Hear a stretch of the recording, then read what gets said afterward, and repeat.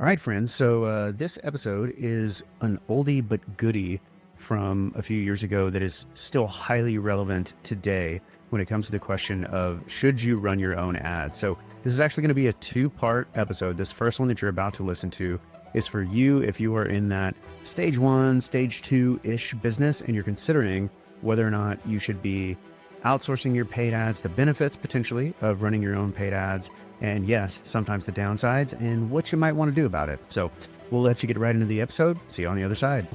Welcome to the Gym Member Machine Podcast.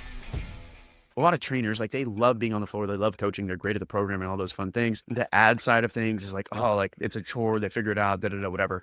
And so a lot of times just hate and probably suck at the advertising thing. And honestly, even if you do enjoy the ads, I think it is something that is smart to delegate pretty early in your journey as a gym owner. Gym owner, should you be running your own ads? It's a fair question. I like it. Let's jam about a little bit. So first and foremost, some factoids for you, some kind of hard truths. Now, unfortunately, marketing is only getting harder. It's gotten harder over the past year. It's gotten harder over the past handful of years, right? And it is only likely to continue getting harder. It's kind of like the stock market. So overall, odds are pretty good that over the next, 3, 5, 10 years, like things are going to get more expensive. There are pockets of time where you can maybe, there's a little bit of a recession here and there where you can get things a little bit of a discount.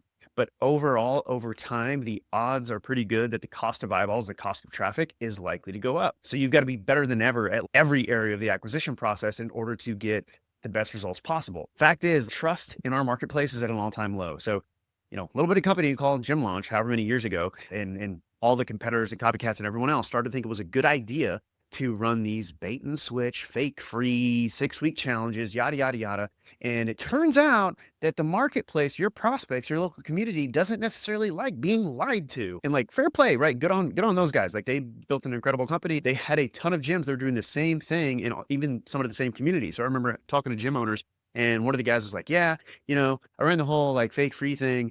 And I'd have people commenting on my ads all the time. Oh, it's not free. It's a scam. It's $3.99. And I'm like, oh no, it's actually like $5.99 at ours, right? That's the gym down the street doing it in that way. And so everybody was running these like fake free challenges. I think a lot of these guys are still trying to run them today to obviously a lot less effectiveness. But long story short, when you have all of these, like unfortunately gyms in the fitness industry saying, oh, I can make all this money, and Gym Launch and others build these really, really huge, impressive companies. Yeah, more people advertising things that the consumer base does not like. So you're decreasing trust with every single person that gets the wool pulled over their eyes and gets bait and switched. The trust of the overall like gym space decreases. It's like, oh, every interaction with a used car salesman, a slimy, sleazy used car salesman makes you feel, like there's a reason that reputation exists. Like the sleazy used car salesman idea didn't just come out of nowhere, right? It happened over time with probably years of less than upfront interactions with used car salesmen. Well, guess what, right? When you have years of less than upfront interactions with gym owners, trainers, et cetera, that are, again, to no fault of their own, they think, oh, this is the only way that I can win, the only way that I can grow my business. And I'm being told that it's my limiting beliefs, right, that are keeping me from being successful with this bait and switch play, and that I should totally feel amazing about it. Guess what? Like your local consumer base and community is probably going to trust gyms less than they did before everyone started doing that. And that happens regardless. You say, I didn't ever run those challenges. Like, cool, it doesn't matter. You're the honest used car salesman surrounded by dishonest used car salesmen. Your reputation still gets tainted. And so trust is at an all-time low. And along with that decrease in trust, the ability to get those people to actually pick up the phone or actually show up for their appointment, get those people in the door, have them not be afraid of the actually showing up for the appointment in the first place, getting them to trust you and sign up for whatever your initial offers are. All those things are harder, and we have to be better now than we were 3, 5, 10 years ago. So you can either quit, resign yourself to growing at whatever your organic pace of growth is and whatever your organic ceiling is. And I've literally never met a gym owner that was totally cool with their organic ceiling and their organic pace. Or you can just figure out how to be really good at cold traffic, right? Now, the question was, hey, should I run my own ads as a gym owner? To be fair, it's not hard to set up ads, right? Like you can set up ads really, really easy. There's all kinds of YouTube videos and probably books and everything else that can help you set up an ad. That is about as easy as building a workout, right? So any idiot off the street can come up with a workout plan, right? You can open up Men's Health and probably find some sort of shitty workout in there. But the specific question is, should I be running my own Slash, why are you guys going to get me better results than me doing it on my own? Because we're pretty good at it. Conceivably, if you weren't getting pretty decent results with your ads, you wouldn't be asking like, hey, why should I have an agency do it? You'd be like, I know I need an agency to do it because my results suck, right? I know I need an expert to step in and run this because my results are absolute shit. So presumably you're doing this on your own. You know how to set up an ad account. You've done pretty decent with it. You're not getting just absolute dog shit results. And it's sort of like, how are you guys going to make it better? So there are some levels to this shit, right? So the specific person that was asking this question was like, oh, like we do pretty well and we like boost some posts. And I think every once in a while I'll jump into some ad manager. So like, if you are that person, and this doesn't mean you guys are dumb. I want to be very clear. Like I'm going to say some things that probably infer that like, hey, like gym owners may not necessarily be the best person to run their ads. And it's not because you guys are dumb or you're not smart marketers or any of those things. It's that because things are getting more competitive, right? Like back in the day, 5, 10 years ago, anyone could put up any ad and get really, really cheap leads, really cheap traffic, get everybody to show up, all those different fun things. Now it takes so much more effort to be good, right? The bar is so much higher to be competitive that like you guys have other stuff going on, right? You are training your clients, you're running the programs for training your clients, you're doing the follow-up and the sales for any leads that actually do come through. You might be doing community outreach, you might be doing local events, adjusting memberships, doing sales, handling, cleaning the gym, whatever it is. You've got a bunch of stuff on your plate as a gym owner, hiring and training a team, onboarding the team, managing the team, etc. All these different fun things. And it makes it hard, I would argue almost impossible for you to be world-class at the marketing side, specifically when it comes to the digital marketing traffic side. So it doesn't mean you're dumb. It's like somebody saying, like, I've worked out in the gym a couple times and I read a Men's Health thing, like, here's a workout, right? So if you're just like, I boost some posts and I know my way around ad manager a little bit, you are probably at the level of the person that has worked out a couple times on their own. And here's a workout for you. I got it from Men's Health. And I'm sitting in the corner looking at my phone as I'm training my client. That's the level that you are probably at when it comes to the ad stuff. Now there's a level up, right? So maybe you did some of these courses in the past. They're like, taught you how to do bait and switch stuff and got all your ad accounts banned because people called you a scam and and you had to open up accounts through your wife's account and your sister's account, your best friend's account, because every account kept getting shut down. So maybe you're that person, you know how to set up targeting, you know how to do split tests, and you know how to look at data somewhat and so on and so forth, like all those things. Like that's cool. You may be a little bit better. However, I would argue there are levels to this, and I'm going to tell you why. Even if you're pretty good, are you this good? Now it's taken us a long time to get this point, 5, 7 years ago when it was just me doing all this stuff.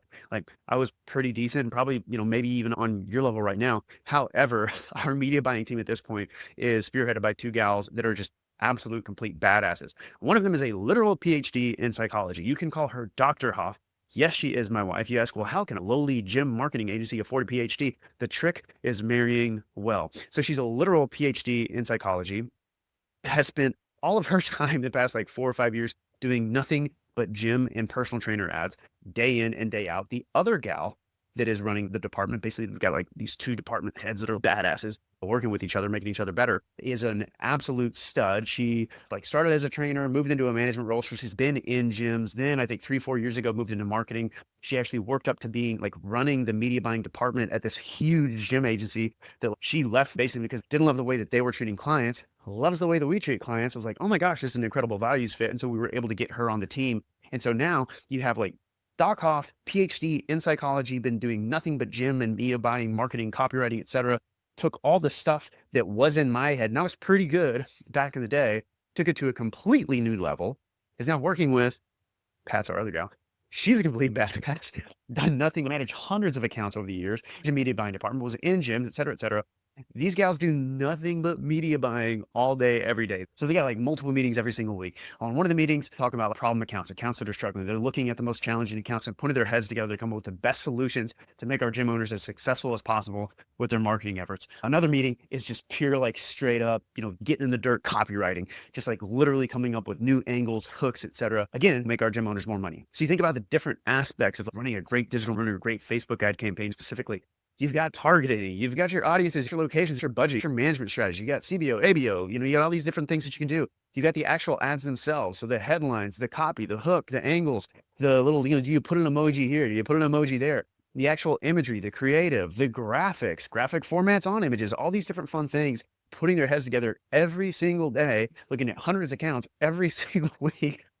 Do you think they might have a little bit of a leg up? And you think the speed of their learning might be a little bit better than, somebody that's got to do this by definition part-time because they got so many other things in their plate?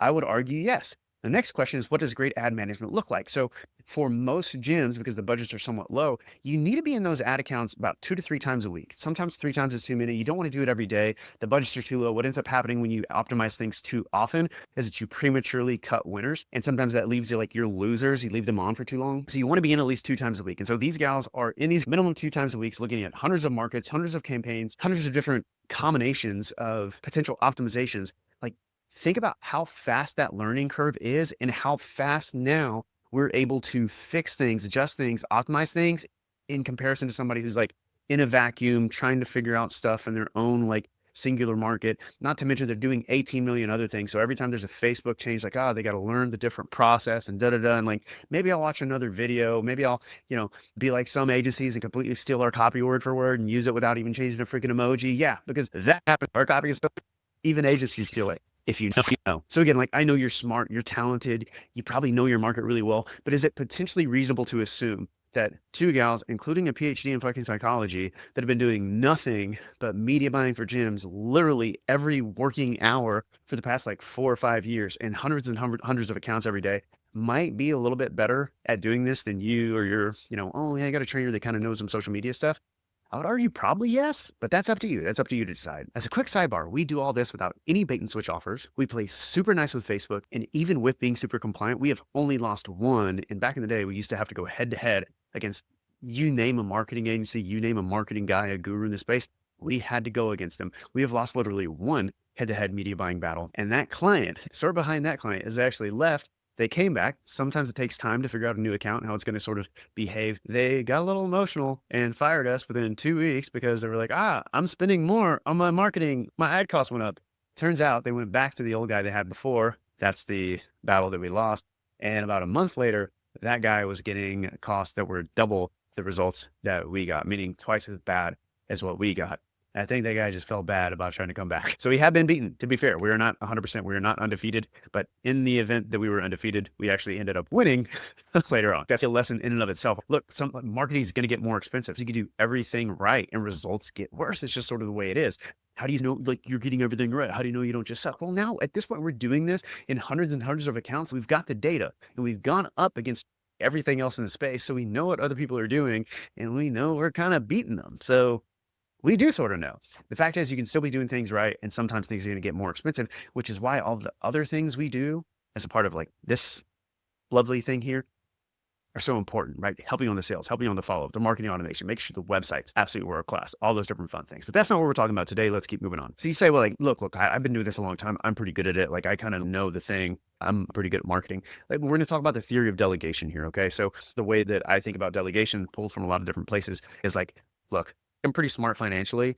I think it's reasonable to assume that I'm going to be less up to date on the most, recent tax law changes than my accountant. So I pay an accountant expert where it's important, right? I hate and suck at bookkeeping, so I'm going to pay somebody. I'm going to delegate to a bookkeeper. So how do we think about this? So picture a little matrix here. I don't know if we're going to go left, right, or whatever, but basically I like to think of a delegate first, like the love great and hate suck matrix. So draw a line kind of like this. But basically the idea is that you want to think about things that you love and are great at and things that you hate and suck at. And ideally, you'd be delegating some things that you hate and suck at before you delegate the things that you love and are great at. So a lot of trainers, like, they love being on the floor. They love coaching. They're great at the program and all those fun things. And like the ad side of things is like, like, it's a chore. They figure it out, whatever. And so a lot of times you sort of hate and probably suck at the advertising thing. And honestly, even if you do enjoy the ads, I think it is something that is smart to delegate pretty early in your journey as a gym owner. So the next thing that I look at when it comes to deciding what to delegate is I'm going to look at basically the cost of delegation. And it's not just the financial cost. So it's not just what you are going to pay to delegate a given item. I'm also going to look at the opportunity cost of training. So if you're going to bring in a trainer to take over your sessions, odds are pretty good there's going to be some time where you need to teach that trainer sort of the way that you do things, so there's not a gap in service, right? It's a consistent service across the board. So there's a cost to actually training that individual that is not just financial to you necessarily, right? I also want you to think about the cost of suboptimal results. Think about a situation like you got framed for murder. Okay. What is the opportunity cost of you trying to represent yourself in court versus like getting the best lawyer you can absolutely possibly afford to represent you in court, right? The cost of that difference in performance and expertise is going to be really stinking high. So you might like save some money, but the end result cost that you're missing out on because you didn't hire an expert is pretty stinking significant. So it's the same thing with, I think, accounting and finance for most gym owners. I would argue this is the same thing when it comes to digital marketing for a lot of you guys. Once you get past a certain point, it makes sense to consider the fact that, like, what am I costing myself, my business, my results by continuing to do it on my own just because I feel like I need to hold on to it, versus freeing up some time, mental capacity, etc., that I can do other bigger things. Because frankly, when you work with us, like our rates, and I'm not going to give the rates here, but because we honestly like raise the prices at least every couple months as we get more clients. But the best time to sign up was 5 years ago. The next best time is today. Book a call at gymmembermachine.com today. On a serious note, even with prices increasing, the cost overall of delegating your Facebook ads, it's just not that high. And if you're a 5K a month, it probably doesn't make sense to do this. But once you get to a certain level, it's like I can get better results. I can free up my time to do other things that are more valuable in the business. Honestly, the effective hourly rate that you're probably wasting managing your Facebook ads, if you're doing it yourself and doing it well, is probably like you could be doing a lot more valuable stuff than moving some ads around when you think about how inexpensive it is to delegate to someone like us. Now, on the other side, you may be saying, well, like, GR, I actually don't spend that much time managing my ads. Like, okay, cool. So basically what you're telling me is that you are either spending a bunch of time, like you're probably less efficient than our gals, right? You're probably spending a bunch of time like working on copy, messing with graphics, messing with creative, grabbing images, setting up your ads, connecting them to your automation system, all those things. You are either spending a bunch of time managing that entire process, or you're basically doing like, I'm setting up an ad one time and I'm leaving it alone for weeks at a time and doing a complete shit job. So I'm not spending any time doing it, in which case you're missing out on an incredible amount of results, right? Either way, I would argue is probably not the best thing you could be doing for your business. Again, once you get to a certain level. And frankly, I think that level is a lot lower than you think. I don't think you should go out and hire a 1,500 or 2K, a 3K, whatever. There's a lot of companies charging a whole heck of a lot for just doing Facebook ads. I'm not saying you should go do that, but I do think when you consider the fact that the ads portion of what we do here at this lovely thing is really such a low percentage of what we do. So it's like, all right, yeah, we're going to do your ads. We're going to optimize the ads. We're going to write the copy for you. We're going to take your images and turn them into the highest converting things we absolutely possibly can. If you need us to use our images, we can do that. However, it seems to be most effective right now. This could change tomorrow, but right now, the data we're seeing in hundreds of markets, it's most effective to use images from inside the gym. And we can show you exactly how to do that. And it's really easy, really simple, and doesn't take much time at all. So like, while the ads portion is a piece, there's also other things like, oh, we're going to teach you and your team so you can fire yourself from the jobs you don't want to do, how to follow up with the leads. How do you give yourself the best chance of getting those leads to show up? How to design your signature offer, right? How to design exactly what we need to do to make sure that you can be profitable on your paid acquisition. How to make sure that your model is actually set up to spit out what you need it to. So a lot of times gym owners aren't making enough money. A lot of times it goes down to the model, like the exact like pricing and capacity and structure and the way that you've set up the business in the first place. We're going to help you with that and make sure that that's on point. We're going to help you sell and make sure that you've got this signature offer, you've got this model. We're going to help make sure that you can actually close these people and do it in ways that you, your team, your community, the people you serve, not least important, your bank account, are going to feel absolutely awesome about, because you're not bait and switching. You're not doing things based on pressure and anxiety. You're not doing used car sales. You are doing things in a way that sets you up for this positive, awesome long-term relationship. Because just like it works on our agency where we don't fucking lose clients, we've got less than 2% churn over the past like 2 years. To give context, the average agency gets fired in less than 3 months, which would be like 33% churn. So we're at like 2%, average agency like 33%. You do the math. In my gyms, I wanted to be the same thing with our clients. I want them to have great long-term relationships with their customers. And so you'll notice we don't do high pressure sales with people, teach high pressure sales to our gym owners, because we don't want to do it. And I'm not going to make you do things that I'm going to feel sleazy doing. So we help you with all these different areas. The ads are such a kind of a small piece of that puzzle. It's sort of like, man, like, I feel like it's kind of hard to make a case against doing this and moving forward and like forcing myself to do my own ads when you look at the whole picture of the value, again, once you get to a certain level. So would I be doing this and even think about having the conversation at like 5K a month? No. Do I think you're sort of in a gray area if you're at about 10K a month? Like, yeah, I think so. Like, we've had some people that have started below 10K. They know it's a jump. They know it's a leap, but they're ready to like make the commitment, go to work, et cetera, et cetera. Like in certain cases and certain fringe cases, that 10K mark can be okay.